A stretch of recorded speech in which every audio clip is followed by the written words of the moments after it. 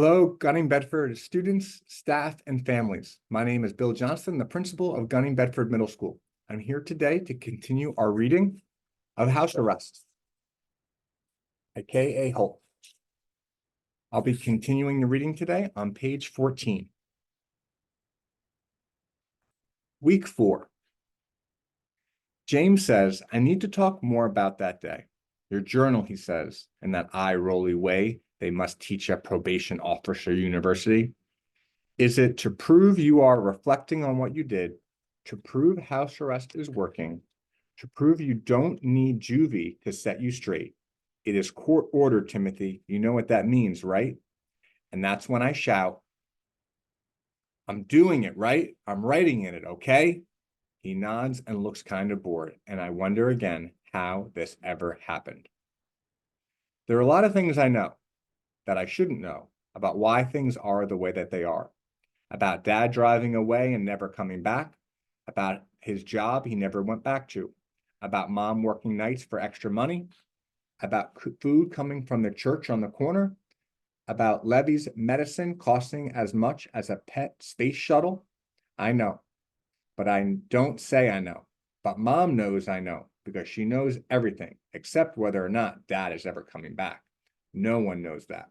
Well, maybe dad does.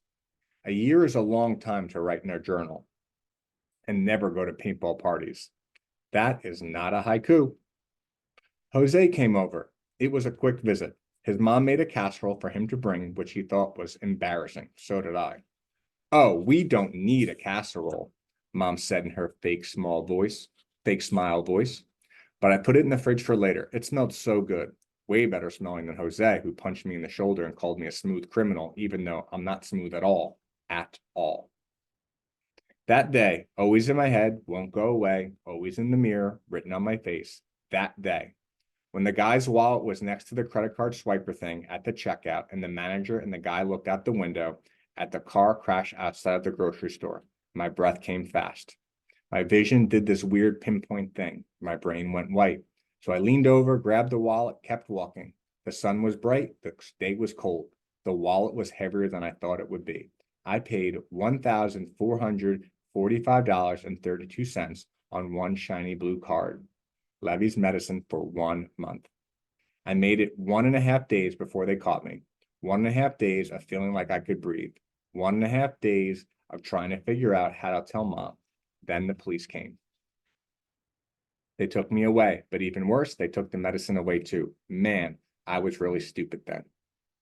White hair on his head, coming out of his ears, creeping from his nose. Bobby, his red name tag shouts it as if your eyes are death. When Bobby took that credit card, he knew it wasn't right. The white hair in his nose sucked in and out like sweet seaweed in the tide. My uncle's card. The sweat rolled down my face, getting in my eyes. Quite the generous uncle. That's what Bobby said when he swiped the card. Handed over the medicine, never taking his eyes off me, even when the pharmacy door ding-donged and I turned around. Looking back through the glass, Bobby watched me go, his mouth a tight line, his hand in his white hair, searching for answers. Week 5. James frowned. His little pig eyes narrowed. Better, but not great, he said. Show more feelings, he said. Prove you're not a sociopath, he said. You prove you're not a sociopath, I said, slamming the journal shut, almost as hard as my heart slammed into my ribs. You prove it. You don't have to call me names, James. Is making me feel worse part of your job? Part of what they teach you at probation officer university? I don't even know what sociopath means, but I'm not one. I'm just a kid. I'm just a kid. These are all the words I say every day, words I never even thought about before. Trach is one. You know that one, right? It rhymes with break and take. There's also wedge, which can mean something you shove under a door to keep it open. But in this case, means the thing that Levy hangs on, actually hangs with his butt in a sling made of blue jean material, a sling that has lots of super strong Velcro. He hangs on the wedge so his trach stays unobstructed. That sentence is my world now. Levy's world, mom's world. It doesn't seem normal, but it is an everyday sentence now. So I guess it makes it normal. Normal is a word I never thought about before either, but now I think about it a lot. I haven't done my homework in so long, I can't even remember. I know this journal is not for confessing homework sins, but there you have it. Levy is too sick, even with his nurse Marisol, and even with mom, there aren't enough hands. Marisol has to go home at night, and mom has to work, and my hands have to help instead of doing fractions. Some things are more important than fractions. Hypothetically speaking, what would happen if Jose does my math homework? If I fail math, will the judge get mad?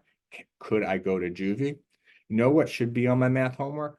Question: what is 3 plus 1? Answer: the number of hours Timothy slept last night.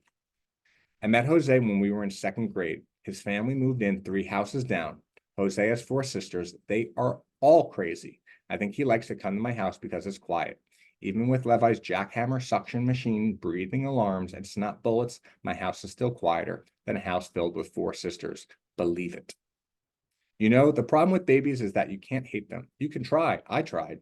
But they have those fuzzy, soft heads and they have slurpy smiles. Even when you stick out your tongue or make a mean face or give them a poke with your finger, they still have slurpy smiles.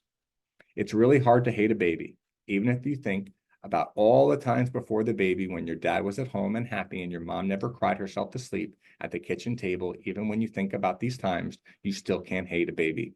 Stupid, cute babies complicating everything. That finishes week 5 and up to page 24 in our book, House Arrest. Thank you for your participation and engagement with our One School, One Book this February. I'm excited for it to continue, and I hope you're enjoying the book so far. Have a great rest of the day.